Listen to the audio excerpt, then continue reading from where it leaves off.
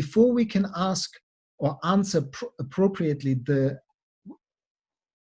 what we need to do to create a sustainable human presence, or how we might go about doing it, we need to ask ourselves a more complicated question, a much more difficult question, which is, what is it about human beings that makes us worth sustaining?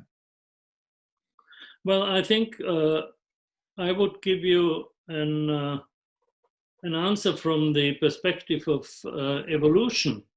What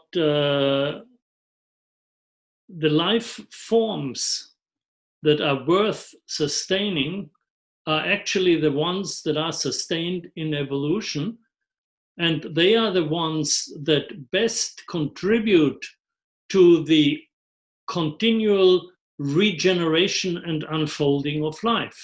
So to the extent that we contribute to that, we are worth sustaining, and we will be sustained by nature if we do that. To the extent that we are not contributing, which is much more at present than our contributions, we will not be sustained. Now, if you look at the history of evolution, you can see that the average lifespan of a species from its emergence to its extinction is about 5 million years. So on the average, there are species that have lived much longer and others much shorter, but the average is about 5 million years. Now, Homo sapiens has lived for about 30,000 years. Yeah. So we are newcomers still on the planet. We have lived less than 1% of the average lifespan of a species. So it is much too early to tell whether we are worth sustaining or not. But, at present, it doesn't look very good. We can definitely say that.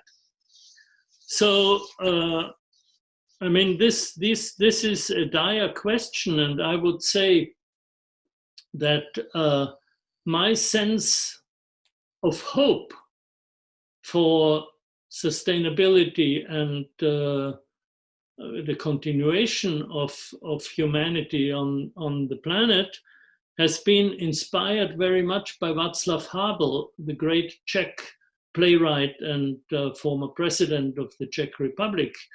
And let me read to you what he writes about hope.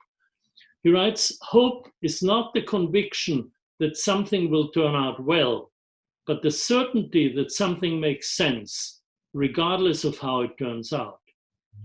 So this has inspired me tremendously for the last years, many years, and that's how I try to live my life. Yeah, I would second that. And also, like, there is something about